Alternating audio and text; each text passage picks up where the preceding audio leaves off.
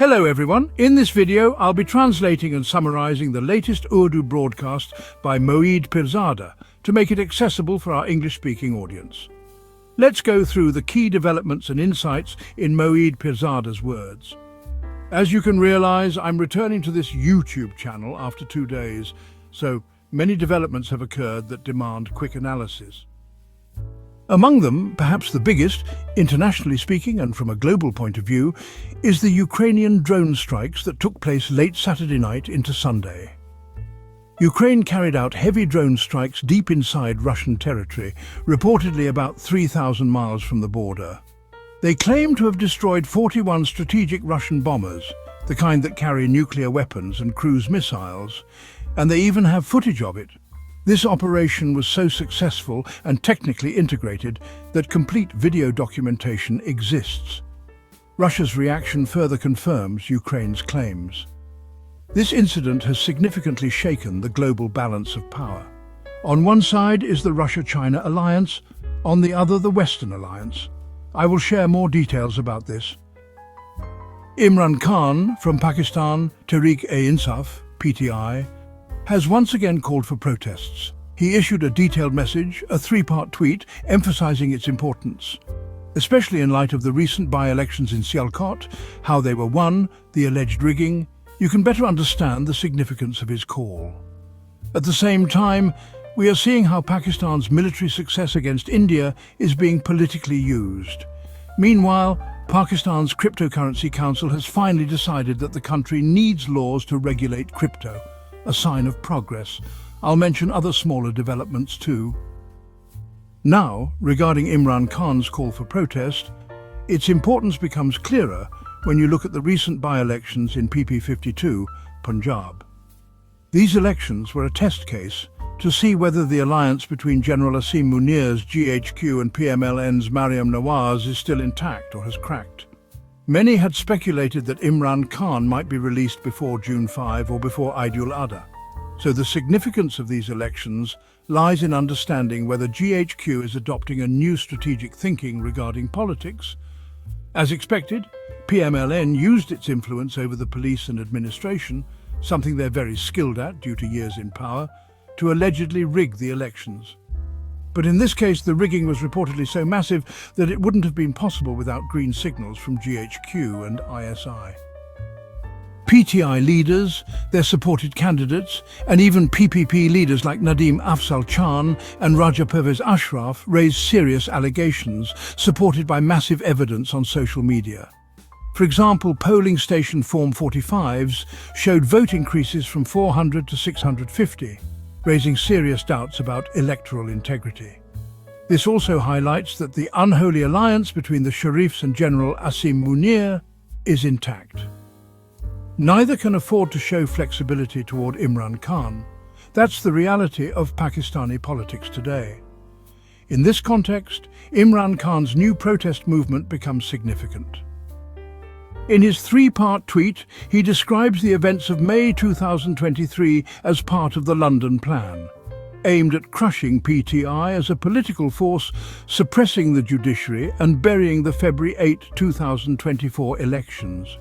He also speaks with great empathy about his wife, Bushra Bibi, how she's suffering because of her association with him.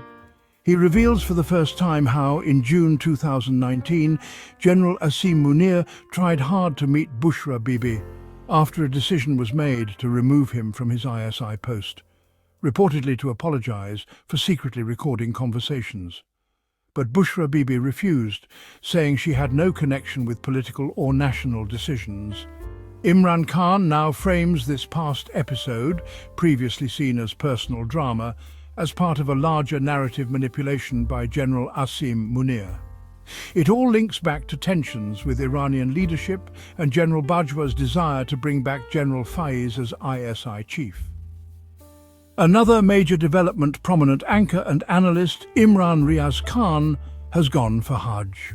Before leaving, he gave a detailed interview to Sabir Shakir in the UK, claiming he was abducted on General Asim Munir's orders.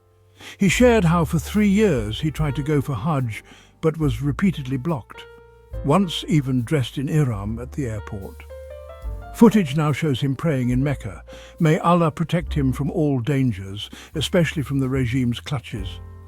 There's some concern about how much influence the Pakistani establishment might exercise in Saudi Arabia, though it's much more in the UAE. Imran Khan's protest call isn't just for Pakistan. He appeals to overseas Pakistanis in the UK, US and Europe.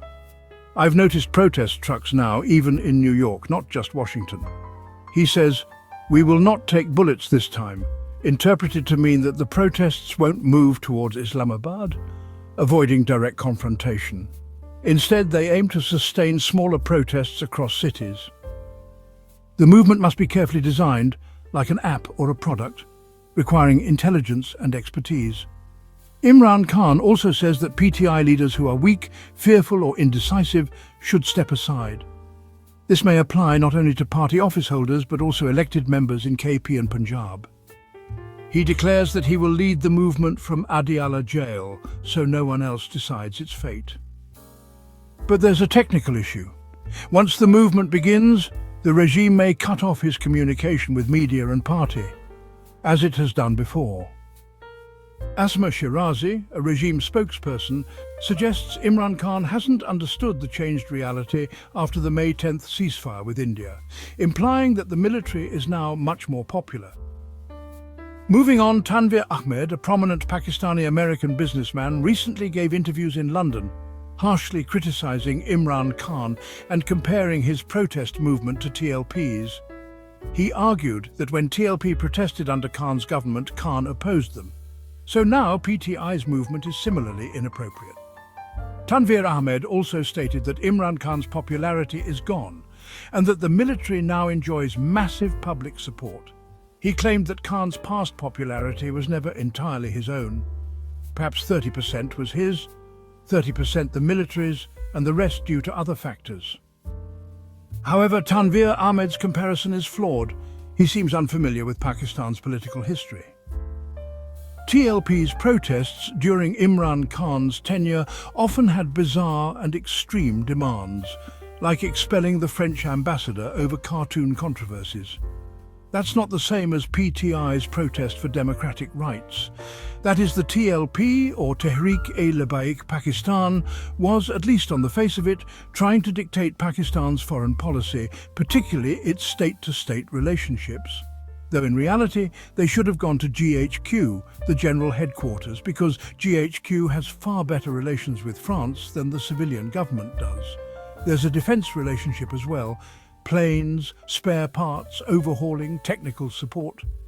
These things don't happen arbitrarily or through India. Clearly, it's through France. But the method was to exert pressure on Imran Khan, and you saw that repeated pressure was applied. The last time TLP was mobilized was, I think, in September 2021, and that was when they came out against Imran Khan. This was around the time General Faiz was to be replaced and General Bajwa wanted Nadeem Anjum to be appointed DG ISI. Imran Khan had put that decision on hold, so the last time TLP was made into an issue was back then. How can you compare the TLP protests to PTI, a popular elected party supported by many provinces of Pakistan? Yet somehow, Brother Tanvir made that comparison. Also note, Tanvir's interview was conducted by a Jiang representative in the UK. Unfortunately, or perhaps fortunately, the media outlets like the News International, Geo, etc., are at the forefront of supporting all kinds of fascism. I've received reliable information that a series of articles are going to be published targeting Moeed Pirzada, his wife and my entire household to prove that Moeed Pirzada is corrupt, hiding black money and involved in financial misdeeds. One article has already been published, but many more are to follow. We are waiting to see what those articles look like. The first article's information quality was already questionable. Right now, a lot of data mining is happening, reportedly with help from ChatGPT, using data from the Federal Board of Revenue for statistical analysis. Now, regarding Tanvir Sahib's London interview, he was asked, or rather made to be asked, as it seemed scripted, how he met Imran Khan in jail. He answered that they had court permission. He said Alima Khan also had permission. I checked her Twitter handle and didn't see any public response. As far as I know, Tanveer Sahib has done fundraising for Shaukat Khanum and Namal University, so he definitely has access to Alima. But does Alima know about the extent of Tanveer's affiliations and real motives? Now the question arises, this protest, about which I told you there's a strong reaction and efforts to delegitimize it, why are they trying so hard to control it? Remember how brutally they opened fire on November 26th in Islamabad and crushed PTI's protest. Why are they so afraid of protests? The best answer came from prominent Pakistani TV anchor and commentator Habib Akram. He said this regime lacks legitimacy, so when protests arise, they panic and resort to violence quickly.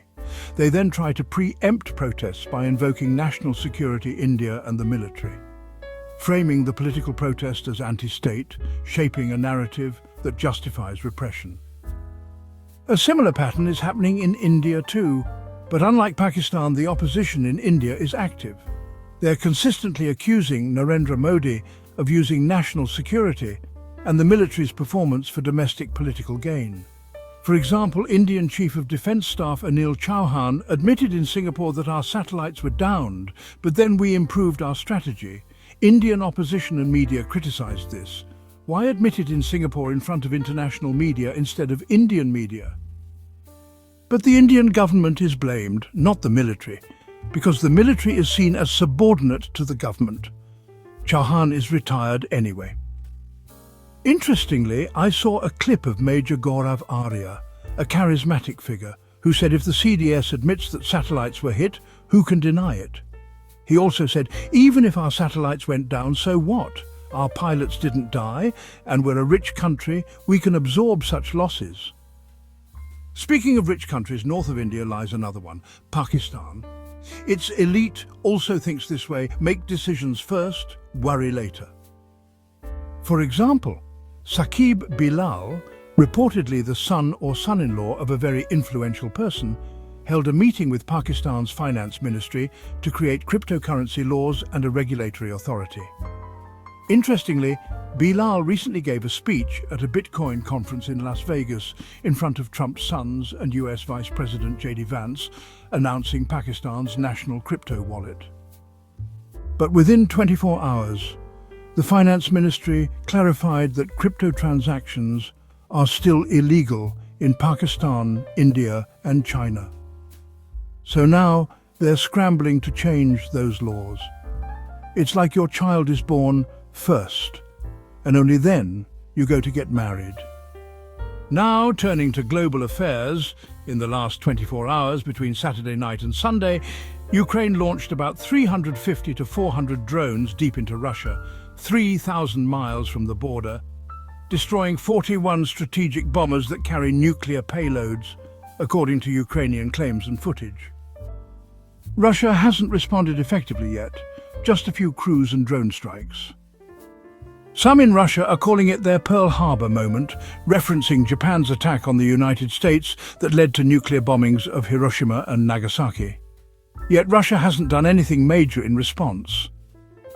Why did Ukraine do this? Because last week Russia launched drone attacks on Ukraine for 3 nights straight. Even Donald Trump said about Putin, he's gone crazy. This was the first time Trump spoke like that. Media like The Hill claimed that Trump wasn't informed about Ukraine's drone strike plan, which had been in development for 18 months. Drones and trucks were smuggled into Russia, hidden in buildings and remotely launched. Even if Trump wasn't informed, it's hard to believe the CIA didn't know. However, sources say this was mainly a British, German, French intelligence operation, a European initiative against Russia. Drones have changed the nature of war. Months ago, the New York Times revealed that Israel manufactures and launches drones from within Iran to attack Iranian targets, because much of Iran's territory is empty and easy to infiltrate. I want to say something important about Pakistan's military, GHQ and ISI. Israel has a strategic, cerebral relationship with India. Many believe that a future war with Pakistan is likely the final battle for which India is preparing with Israel's help. So GHQ and ISI must take this seriously, especially now that Ukraine has shown what's possible. J.P. Singh, a prominent Indian diplomat, now ambassador to Israel, previously deputy chief of mission in Islamabad, was even the subject of a Bollywood documentary called The Diplomat, focusing on his work in Afghanistan and relations with ISI. Some say he may become India's future foreign secretary. So my advice, even though Yang Jeo have tried hard to discredit me, is to take this whole scenario and Ukraine's successful strike against Russia very seriously. Russia should have reacted harshly by skipping the second round of Istanbul talks with Ukraine, but the meeting still happened on Monday. Ukrainian Defense Minister Rustem Umerov, a Muslim, attended, as did top Russian officials. Ukraine wants a 30-day ceasefire on land, sea and air. They want Russia to release children in custody, lift some sanctions and unfreeze Russian funds in the West for Ukraine's reconstruction. They've also demanded that the US not recognize Russian-occupied territories seized in 2014. There's concern that Trump might do so. Some US officials had hinted at this in the past. The meeting lasted 1 hour. One positive outcome: some prisoners may be released, and a third round of talks is expected. Net effect: the Russia-China alliance has taken a serious hit in the European theatre in the past 48 hours. Many Pakistani friends overestimate China's strength. I believe the Pakistani army isn't under such delusions, but others should also take note. There's no doubt that China has progressed significantly, but this Ukraine war has badly damaged Russia's status as a global and superpower. That wraps up our translation of Moeed Pirzada's video. I hope this English version helped you understand his message better. Please like, share and subscribe to Awami Lens to help our community grow. Don't forget to leave a comment below and let me know what you thought of this effort.